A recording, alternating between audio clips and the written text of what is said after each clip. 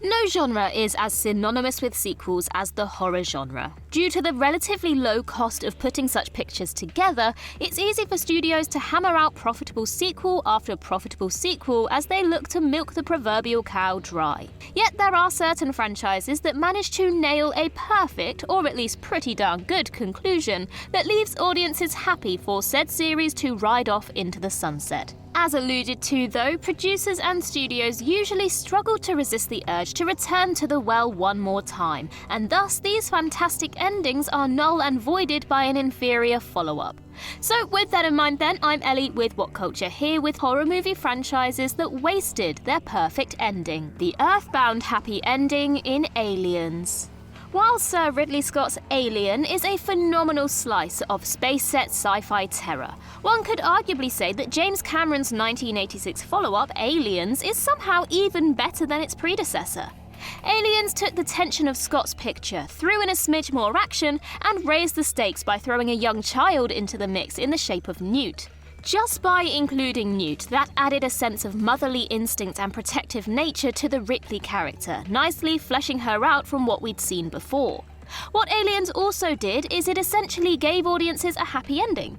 By the close of that picture, Ripley, Newt, Android Bishop and fan favourite Corporal Hicks were all heading into stasis as they set their compass for a return to Earth.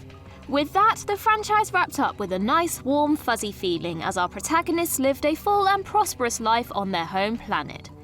Only they didn't. Instead, the much-maligned Alien 3 undid so much of that perfect Aliens ending by killing off Newt and Hicks in a lazy off-screen manner at the start of the film. For Bishop, he'd end up deactivated while poor Ripley became pregnant with a xenomorph, sacrifices herself at the threequel's end, and then winds up being cloned for Alien Resurrection. The culmination of the Tommy Jarvis trilogy in Friday the 13th Part 6, Jason Lives. One might presume that Friday the 13th, the final chapter, would mark a natural endpoint for the Friday the 13th franchise.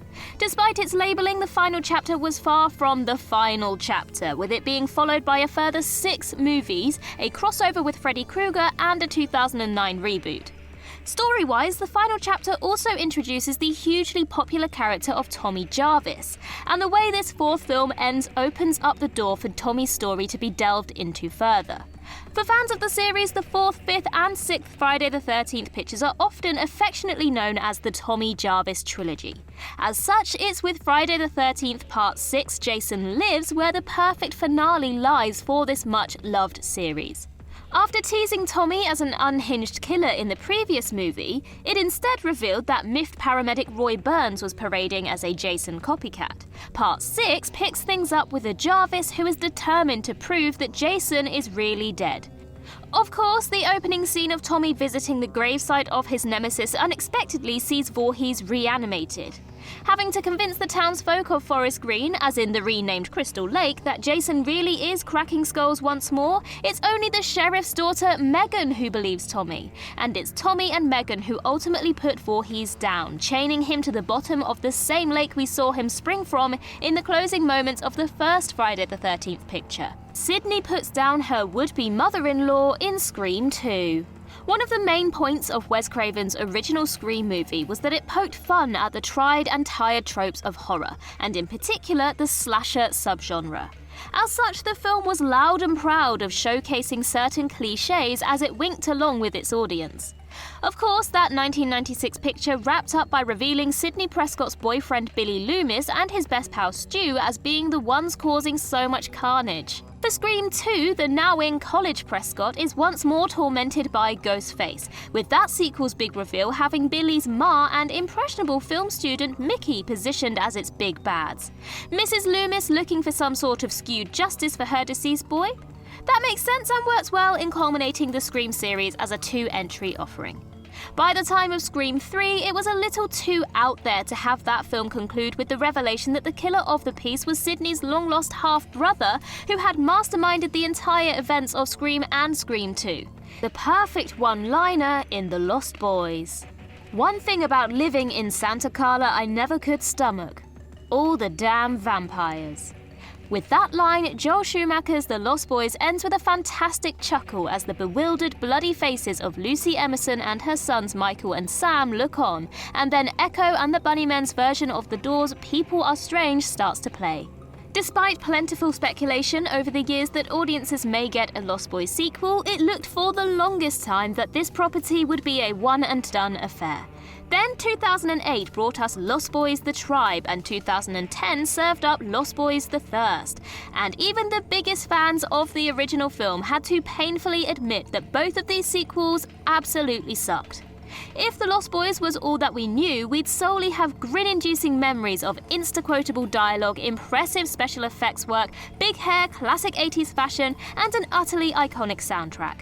While we do still have those memories, they have been somewhat tarnished by the two follow-ups which arrived so many years after the first movie's '87 release. One of the greatest depressing endings ever in The Descent. While the US version of The Descent ends with Shauna Macdonald's Sarah managing to eventually escape this cave and be the film's sole survivor, the UK cut, which was the original version of the movie, has Sarah's escape merely being a hallucination.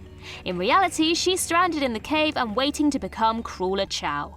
Not every movie has to have a happy ending, and The Descent is legitimately one of the greatest soul-crushing finales in the history of horror, and likely in the history of cinema, period. It's just a shame that this misery was made redundant when The Descent Part 2 was released in 2009, and explained how Sarah really did manage to escape from the bleakness of the first film's cave setting. Kirsty overcomes Chennard, Julia, and Frank in Hellraiser 2. In all reality, in terms of sheer quality, Hellraiser should have realistically called it a day after the first two offerings.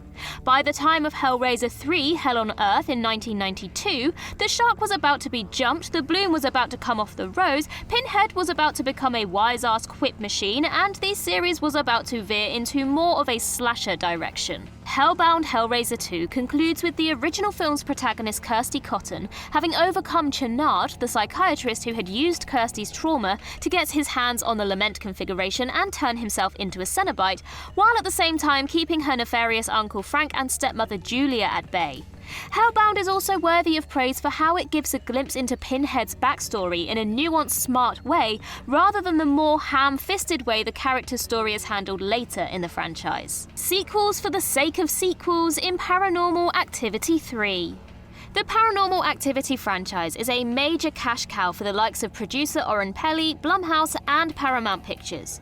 Due to the lost cost of producing these films, the profit margins on each new Paranormal Activity release are massive.